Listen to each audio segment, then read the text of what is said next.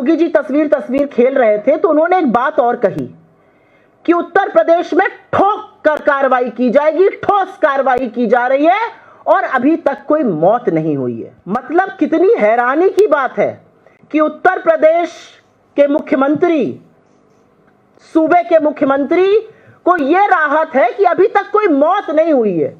जब कोई मरेगा तभी संगीन मामला बनेगा, तभी बुलडोजर निकलेगा। किडनी खराब हो रही है, नशे के लोग शिकार हो रहे हैं, बच्चे अस्पतालों में भर्ती हो, उससे कोई मतलब नहीं, अभी तक कोई मरा नहीं है। और दूसरा, ठोक कर कार्रवाई हुई।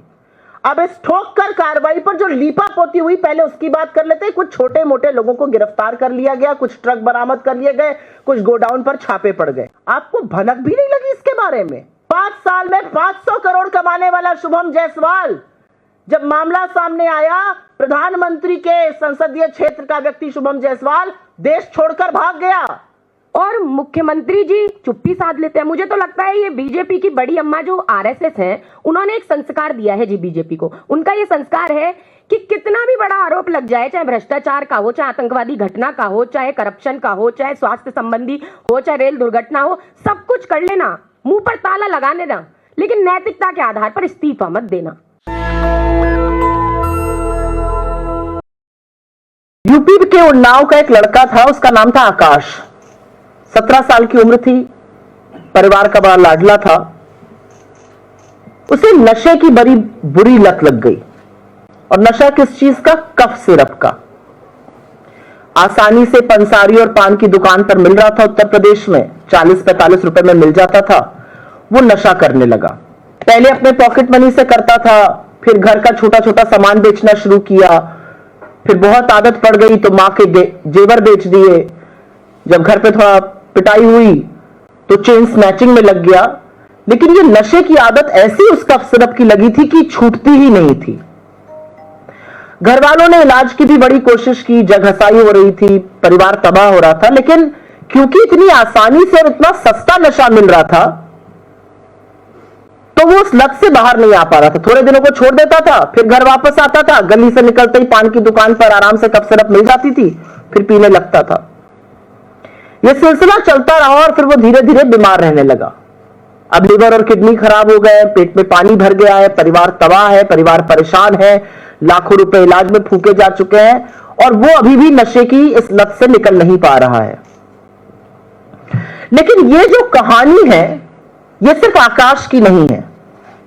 ये कहानी उन अनगिनत युवाओं की है जो उत्तर प्रदेश से लेकर बिहार, बिहार से लेकर बंगाल, बंगाल से लेकर बांग्लादेश और नेपाल तक नशे का शिकार हो रहे हैं। और इस तरह के नशे का जो बड़ी आसानी से बड़ा सस्ता कफ सिरप के रूप में मिल रहा है।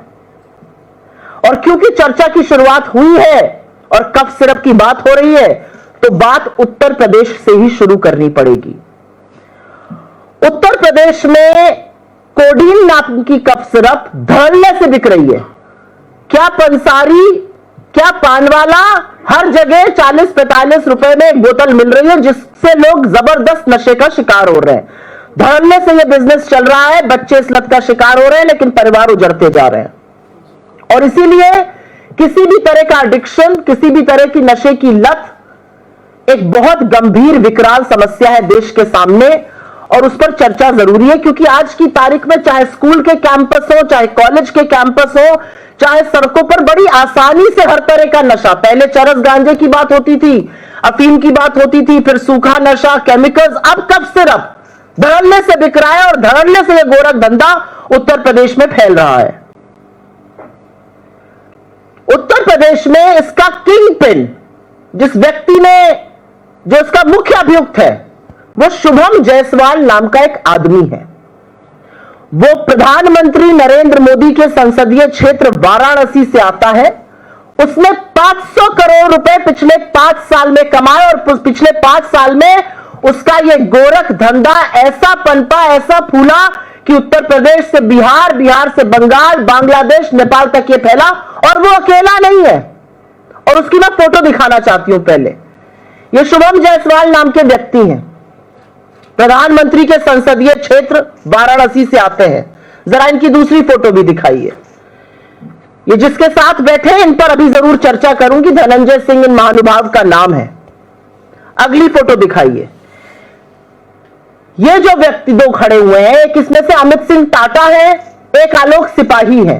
ये बड़े रसूख वाले लोग हैं। एक बर्खास्त सिपाही है पुलिस फोर्स से और एक अमित सिंह टाटा है। ये धनंजय सिंह जी के साथ खड़े हुए हैं। ये सब लोग इस गोरख धंधे में शुभम जायसवाल के साथ पार्टनर थे। शुभम जायसवाल ने 500 करोड़ कमाए तो इन्होंने भी करोड़ों कमाए हैं। इनको धनंजय सिंह अपना छोटा भाई बताते हैं। जरा नेक्स्ट फोटो पे जाइए। ये सब उनके साथ की तस्वीरें हैं जो आपको दिख रही हैं। अब इस पे रुकिए जरा। धनंजय सिंह को आप में से कुछ लोग बाहुबली, कुछ माफिया, कुछ डॉन भी कहते हैं, लेकिन मेरे लिए तो अगली तस्वीर पे जाइए। मेरे लिए धनंजय सिंह बीजेपी के घटक दल जनता दल यूनाइटेड के राष्ट्रीय महासचिव हैं। अगली फोटो दिखाइएगा। और वो नीतीश जी के बड़े ही उनके साथ प्रगाढ़ संबंध है।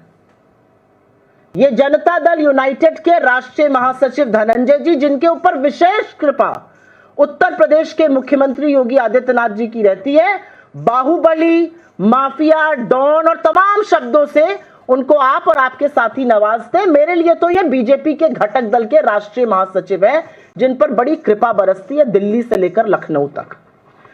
तो धनंजय जी इन सब लोगों को अपना छोटा भाई बताते हैं। एक बार नहीं, टीवी चैनल पर भी आके कह रहे हैं वो मेरे छोटे भाई हैं। अब बात शुरू होती है कि हर बात पर धमकी देने वाले योगी आदित्यनाथ जी छोटे भाइयों पर कार्रवाई कर रहे हैं, बड़े भैया पर कार्रवाई कब होगी? योगी आदित्यनाथ जी तो बुलडोजर चलाने की बात करते हैं, उस पर भी अभी चर्चा करूंगी। बुलडोजर कब चलेगा? बड़े भैया पर कार्रवाई क्यों नहीं हो रही है? लेकिन जब ये सारी चीजें सामने आई, अगली तस्वीर पर जाइएगा, जब ये सारी चीजें सामने आई तो योगी जी सदन में खड़े होकर तस्वीर खेलने लगे। वो तस्वीरें दिखाने लगे। अब तस्वीर खेलिएगा तो बात बड़ी फैलेगी, क्योंकि ये विभोर राणा है।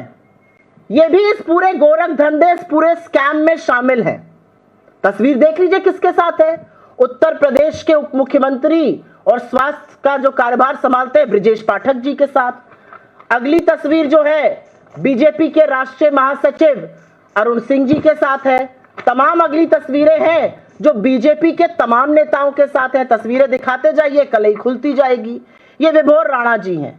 इनकी कुछ तस्वीर योगी जी खड़े होकर सदन में दिखा रहे थे, कलई यहां खुल रही है। बीजेपी के तमाम लोगों के साथ उनकी तस्वीर है। तो तस्वीर खेलने पर आएंगे तो नीरव मोदी और मोदी जी की तस्वीर आ जाएगी। तस्वीर खेलिएगा तो मोदी जी और मेहुल चौकसी की आ जाएगी। तस्वीर मत खेलिए, लेकिन तस्वीरें कुछ बयां कर रही हैं, उसको जरूर देखिए। अब बात करते हैं, please go back to the main, thank you. अब बात करते हैं उत्तर प्रदेश में क्या हो रहा है। जब योगी जी तस्वीर खेल रहे थे तो उन्होंने एक बात और कही कि उत्तर प्रदेश में ठोक कर कार्रवाई की जाएगी, ठोस कार्रवाई की जा रही है और अभी तक कोई मौत नहीं हुई है। मतलब कितनी हैरानी की बात है कि उत्तर प्रदेश के मुख्यमंत्री, सूबे के मुख्यमंत्री को यह राहत है कि अभी तक कोई मौत नहीं हुई है। जब कोई मरेगा तभी संगीन मामला बनेगा, तभी बुलडोजर निकलेगा। किडनी खराब हो रही है, नशे के लोग शिकार हो रहे हैं, बच्चे अस्पतालों में भर्ती हो, उससे कोई मतलब नहीं, अभी तक कोई मरा नहीं। और दूसरा, ठोक कर कार्रवाई हुई। अब इस ठोक कर कार्रवाई पर जो लीपापोती हुई, पहले उसकी बात कर लेते हैं। कुछ छोटे मोटे लोगों को गिरफ्तार कर लिया गया, कुछ ट्रक बरामद कर लिए गए, कुछ गोडाउन पर छापे पड़ गए। इसीलिए सवाल उठता है, कहां है शुभम जायसवाल? ठोक कर कार्रवाई कर रहे हैं ना, शुभम जायसवाल कहां है? कहां है धनंजय सिंह? उनके छोटे छोटे भैया बड़े बड़े कारनामे कर रहे हैं, तो बड़े भैया पर कार्रवाई कब होगी? और इसलिए इस मंच से और आपके माध्यम से कुछ जरूरी सवाल उठते हैं। कार्रवाई तो आप बाद में करिएगा। 5 साल से आपकी नाक के नीचे एक गोरख धंधा चल रहा था, जो जौनपुर, गाजीपुर, गाजियाबाद, कानपुर से शुरू होते होते अंतरराष्ट्रीय हो गया। आपको भनक भी नहीं लगी इसके बारे में? 5 साल में 500 करोड़ कमाने वाला शुभम जायसवाल, जब मामला सामने आया, प्रधानमंत्री के संसदीय क्षेत्र का व्यक्ति शुभम जायसवाल देश छोड़कर भाग गया या भगा दिया गया। 500 करोड़ जिस व्यक्ति ने कमाए, उस पर अब आंख में धूल झोंकने के लिए 50,000 का इनाम घोषित हुआ है। तो भागने में मदद किसने की? तीसरा सवाल, एसटीएफ इस मामले की जांच कर रही है और यूपी एसटीएफ के तो जितने गुणगान किए जाए कम है। आप में से तो कुछ साथी जानते हैं 9-9 किलोमीटर हवाई चप्पलों में पैदल चल के एनकाउंटर करती है यूपी एसटीएफ। तो यूपी एसटीएफ इस मामले की जांच कर रही है, लेकिन तमाम तार यूपी एसटीएफ से जुड़े हुए बताए जाते हैं। तो वो कौन सी निष्पक्ष जांच कर रही है? वो भगा रही है, वो लीपापोती कर रही है, या वो सच ढूंढ रही है? ये मुझसे बेहतर आप पूछ सकते हैं और जान सकते हैं। ये छोटे छोटे लोगों की गिरफ्तारी करके किसको बचाया जा रहा है? कौन है वो बड़ी मछलियां जिनको इसमें बचाया जा रहा है? रसूख वालों पर कार्रवाई कब होगी? धनंजय सिंह जिनको छोटा भाई बताते हैं, तो बड़े भैया पर कार्रवाई कब करिएगा? भाई बात बात पर योगी जी को बुलडोजर बड़ा पसंद है, मुझे नहीं पसंद है। मुझे लगता है बुलडोजर जो है वो अदालतों पर ताला लगाने का काम करता है। लेकिन क्योंकि योगी जी को पसंद है, तो योगी जी से इस मंच के माध्यम से आपसे पूछते हैं कि बुलडोजर का डीजल खत्म हो गया है या बुलडोजर का ड्राइवर भी कोडीन पीकर नशे में लुत्थ पड़ा हुआ है? कब चलेगा आपका बुलडोजर? और फिर सवाल आता है उत्तर प्रदेश के बाहर केंद्र सरकार पर। केंद्र सरकार इस पर चुप क्यों है? इतना गोरख धंधा फैल रहा है, केंद्र सरकार ने मौन क्यों धारण किया हुआ? और ये मैं बिना कारण केंद्र सरकार को इसमें नहीं घसीट रही हूं। कफ सिरप का बनना, उसकी बिक्री जितना राज्यों में होती है, राज्यों की जिम्मेदारी है, उतनी ही इसमें केंद्र सरकार का रोल है। केंद्र सरकार के 2 मंत्रालय, family health and family welfare और केमिकल एंड फर्टिलाइजर मंत्रालय की इसमें बड़ी भूमिका होती है। कौन है इस देश का केमिकल और फर्टिलाइजर मंत्री? बीजेपी के राष्ट्रीय अध्यक्ष, जिनकी अब रुखसती होने वाली है, जेपी नड्डा जी। क्या आपने जेपी नड्डा जी के मुंह से एक शब्द सुना इस पूरे मामले पर? क्या बीजेपी के केंद्रीय मंत्रियों ने, केंद्रीय सांसदों ने, प्रवक्ताओं ने, बददिमाग नेताओं ने जो लपक लपक कर कैमरे पर बाइट देने के लिए आतुर रहते, क्या उन्होंने कहा कि यूपी में धनंजय सिंह और बाकी लोगों को क्यों बचाया जा रहा है? यूपी में कार्रवाई क्यों नहीं हो रही है? शुभम जायसवाल कैसे भाग गया? जिस मंत्रालय के अधीन कफ सिरप आता है, वो भी मानो कफ सिरप पीकर सुप्त पड़ा हुआ है। क्यों चुप है जेपी नड्डा? क्योंकि असलियत यह है कि उत्तर प्रदेश में बुलडोजर जाति, धर्म और खास तौर से उपनाम देखकर चलता है। उत्तर प्रदेश में बुलडोजर विशेष समुदाय के खिलाफ चलता है, गरीबों के खिलाफ चलता है। रसूख वालों पर विशेष कृपा रहती है, उनको संरक्षण प्राप्त रहता है। और इससे पहले कि मैं माइक अपनी सहयोगी साधना भारती जी को दूं, 2 बातें यहां पर कहनी और जरूरी हैं। और वो बातें कफ सिरप की अवैध बिक्री के बाहर, कफ सिरप के अवैध तरह से बिकने और सरकारों ने जिस तरह से उसका दुरुपयोग किया उस पर भी है। ये पूरा स्कैम है कफ सिरप का एक, और पूरा देश इसमें लिप्त पाया जा रहा है। चाहे वो मध्य प्रदेश हो, जहां पर एक कफ सिरप अवैध रूप से खरीदी गई, कोल्ड ड्रिफ, आपको नाम याद होगा, 25 बच्चों की मौत हुई थी। और आपको याद है कि कैसे राजस्थान में तमाम मानक फेल हो गए थे, फिर भी कफ सिरप मुख्यमंत्री योजना में शामिल थी। तब भी नड्डा जी चुप थे, तब भी इस देश का स्वास्थ्य मंत्री चुप था। क्यों चुप थे आप?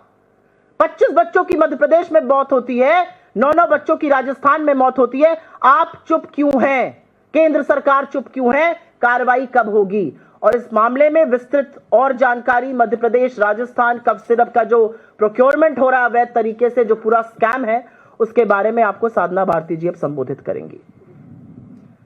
धन्यवाद सुप्रिया जी।